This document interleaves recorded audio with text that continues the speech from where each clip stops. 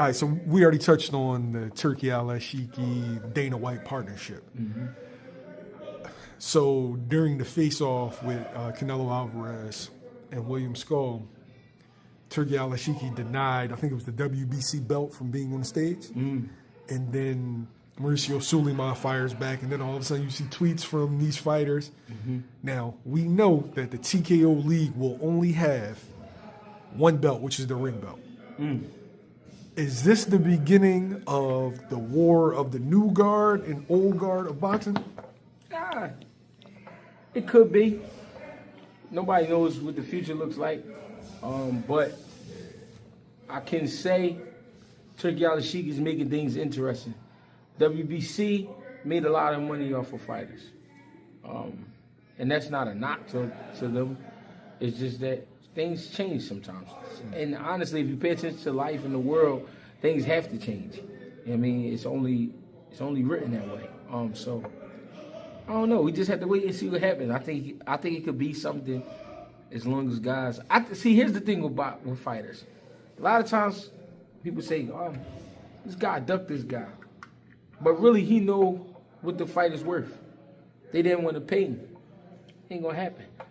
What I get from Turki Alalshikh is, okay, you want to get paid more. Why? All right, you explain to him why. You know what? That's a good idea. I mean, that's a good reason why. All right, let's see if we can get close to that number, or if we can get to that number.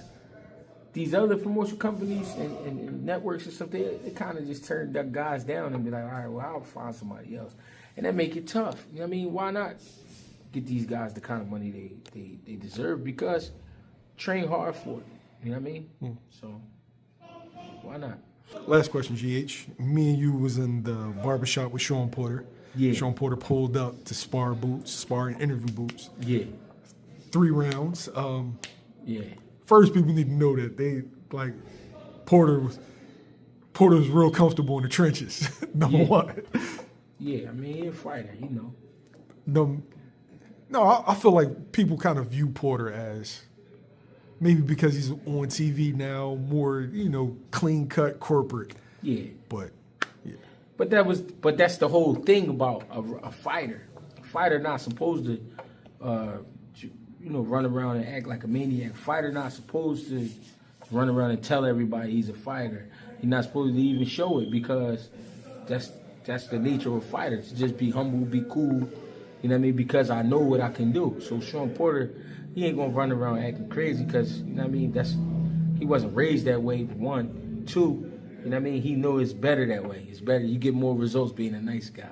You know what I'm saying? Then if you a nice guy like a Shawn Porter, then motherfuckers really know who you are. So, you know what I mean? That's the way to be, though, to be for real.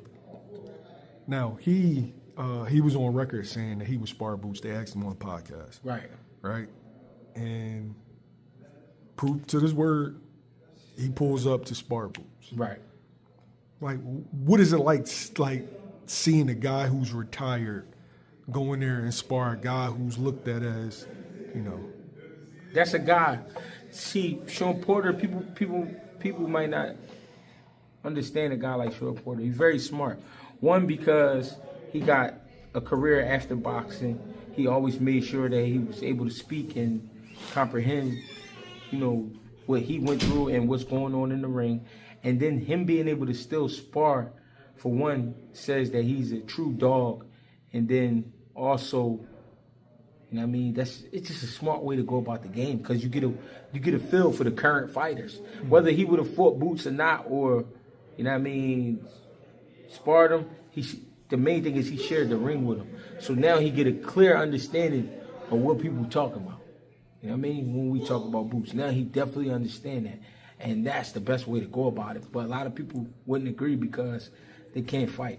So Shawn Porter doing that, I felt like it was a great move, chess move. It was a great experience, everything. Because all the people he fought in the world and sparred in the world, he still come down here and spar Boots in this. You know what I mean? That mean he really love this shit. And guys like that, those the guys you really, you know what I mean, you really want to listen to, because he understand what's going on in the game. Yo, so I was watching the interview, and then you read the comments, and people were kind of taking jabs at Shawn, saying, "Oh, well, you said he was overrated, and now you're saying that he's this, he's that." Yeah. Yo, the reality is, I ain't gonna say it's different when you get in there with somebody, but he gave his perspective. But the more you learn, the better your analysis of a person. And I don't know why motherfuckers act like people can't change their mind or change their perspective. Because one thing is, again, that's the only way some people can attack you is by saying something about you. They will never get in your face and talk crazy. Another thing is, though, Shawn Porter did say those things, but when he said them, I believe it was a few years back. Yeah. I mean, it wasn't like he said the shit last month. He said the shit a few years back. Guess what? That was his opinion a few years back. He's watched him grow as a fighter, but let me go see. And then when you go see, you like, man, ain't nothing nobody could tell me because I've been in there with the world and there's some shit right here. So you got to understand, just some things you got to do. A lot of people say a lot of men say they wouldn't deal with a fat woman until they do. And then you find out other things. Yo, but the most educated perspective that you can have in boxing with analyzing the fighter is actually getting there with that fighter. It's the best way to do it. Like, dudes can talk about, oh yeah, he's a power puncher, or yeah, he don't got speed, he don't got none of this and none of that. You ain't never been hit by him. Yeah. That angle, that face-to-face angle, a lot of people don't understand that. But they'll tell you from outside, I saw them do this, and that motherfucker, he can't hit nothing. Bro, get in there. And even if afterwards he said that he still feels like Boots is overrated, and I disagree with him, he has a more educated opinion than I have, even though I've seen Boots spar or fight. You've been in there. But Shawn Porter been in there with so many fighters. If he said that, it's because I still see something. That's the competitor in him. People have to understand. Yeah, he knows how to separate the analyst and the fighter, but he don't, because that's part of his analytics, getting in there with you. And if he say that, if he still say, I still think he's a little overrated, or I still think, that's because everything he's seen. If you've been in some of the craziest shootouts with some of the craziest shooters of all time, it's like, you know what I'm saying? We was just talking about it. Let's be real. We was just talking about it. Name a guy that fought Usyk, Daniel Jacobs, and Earl Spence. Can't name a guy. Terrence Crawford.